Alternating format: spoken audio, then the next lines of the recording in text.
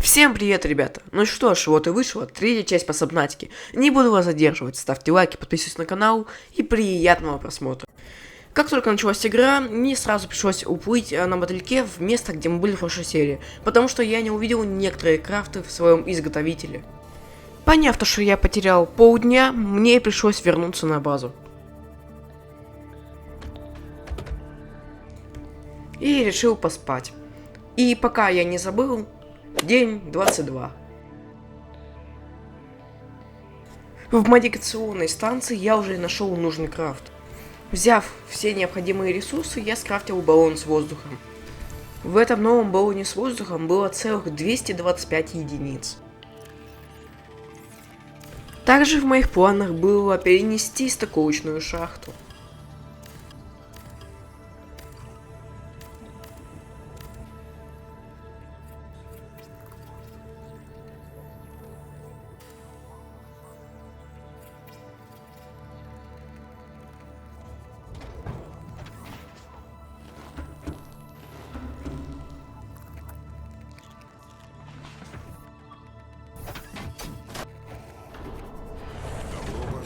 На борт, капитан. После чего мы отправились на остров ради алмазов. Успешно высадились на остров и начали его осматривать в поисках алмазов. Пока я искал всякие полезные ресурсы, как алмазы, литий и все остальное, я нашел огромную инопланетную арку. Конечно, сразу же мы ее изучили.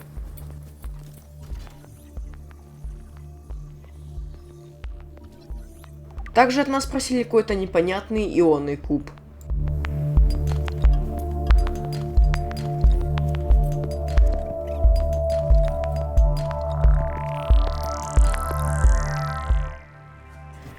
После этого я решил пойти внутрь инопланетной постройки.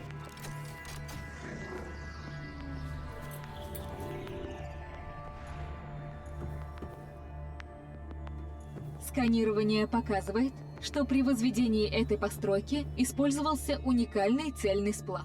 Соответствий в базе данных не найдено. Провожу структурный анализ.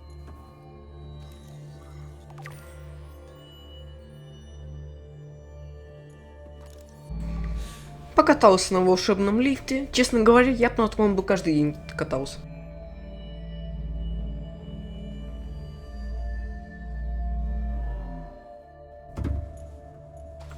Внутри был огромный бассейн. Сюда можно было заплыть на циклопе.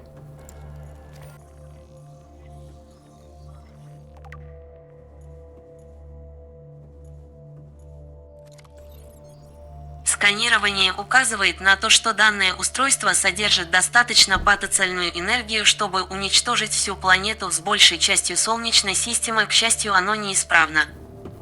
Комната управления комплексом находится за этим проходом.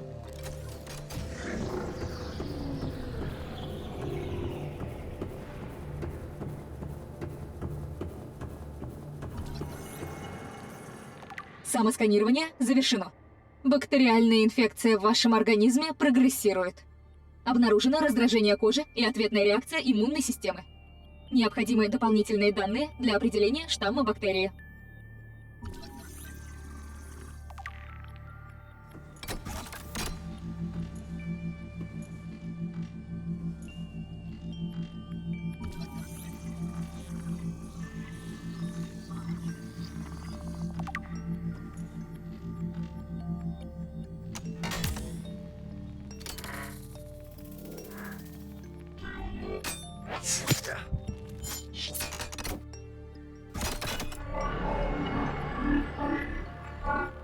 Панель управления транслирует сообщение. Перевод. Внимание! Зараженные пользователи не смогут отключить орудие. Эта планета находится под карантином. Когда у меня появился ионный куб, я сразу пошел и активировал этот портал.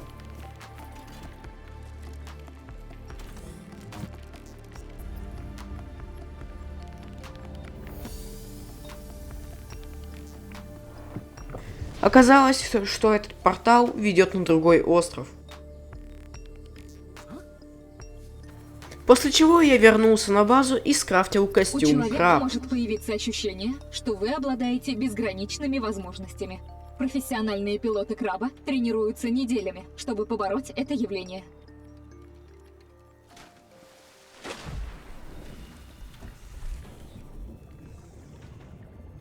Добро пожаловать на борт, капитан.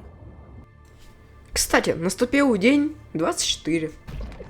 Краб казался пипец как крутым. В нем можно и драться, и собирать предметы прямо из него. У него есть хранилище свое, и он может плавать. Не просто ходить по дну, а с помощью ранца летать. У краба очень огромная глубина погружения. Целых 900 метров, в то время, когда у циклопа 500, а у мотылька всего лишь 300. Быстренько взял и разукрасил наш крабик. И тут я решил отправиться в путешествие. Наверное, моя самая большая ошибка за последнее время. Поняв, что циклоп очень медленный, я взял мотылек. Мотылек был поломан, поэтому я его починил и дальше отправился в путешествие. Недалеко от циклопа я сразу нашел обломок и быстренько его осмотрел. К сожалению, в этом обломке не было вообще ничего интересного. На такой огромный участок, на такую огромную территорию была всего лишь одна комната. Глубина была пипец огромная. Чем дальше я плыл, тем все глубже и глубже было. Мотылек, у которого 300 метров погружения, не смог справиться с таким. Там плюс ходили всякие крабы опасные. Поэтому мне пришлось вернуться за нашим циклопом.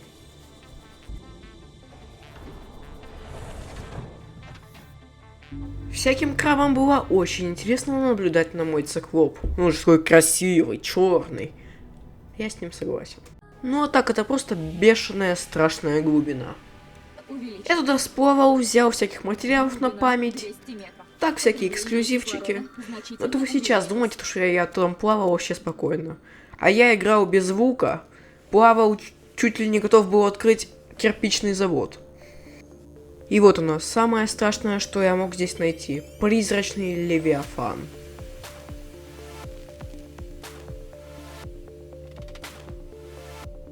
Он стал моей главной болью в голове.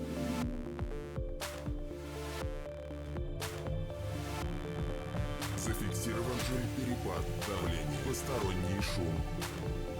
Горание. У этой собаки хватило наглости напасть на нас, из-за чего произошло возгорание двигателя.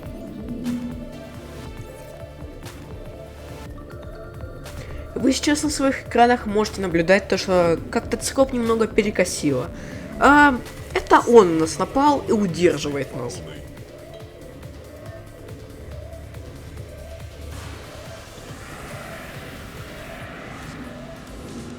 Зафиксировано возгорание.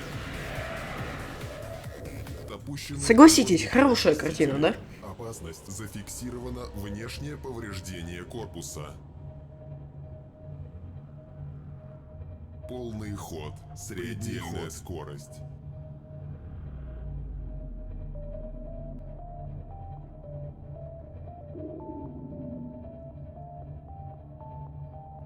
Скажу все вкратце. Здесь вы видите прямо сейчас то, что Аврора находится фиг пойми где. Это он так далеко отнес нас циклоп. Кое-как я смог вернуться на базу, но знаете, везде хлещет водичка. Короче, камера не записала, но у нас горели типа аккумуляторы, энергоячейки называются. И мне пришлось крафтить новые. Корпуса.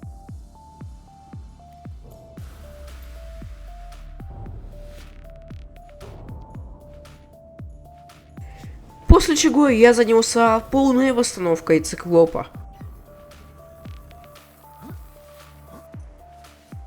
Ночью ничего интересного не произошло, поэтому день 26. Не поверите, мне захотелось крафтить ракету Нептун, которую мы нашли данные на Авроре.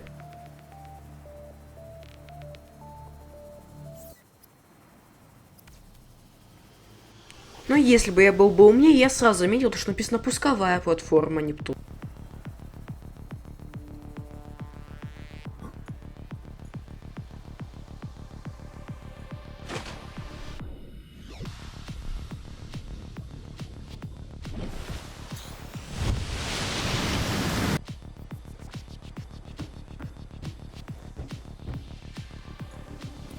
поняв, что мне надо еще очень много чего построить, я сразу пошел за ресурсами. Весь день я потратил на сборку ресурсов, и уже наступил целый 27-й день. И тут я понял, ракеты мне не видать. Я думал, что я крутой, решил попрыгать с лифта, но в итоге сломал себе нафиг пятки. И тут впервые за долгое время я получил сообщение.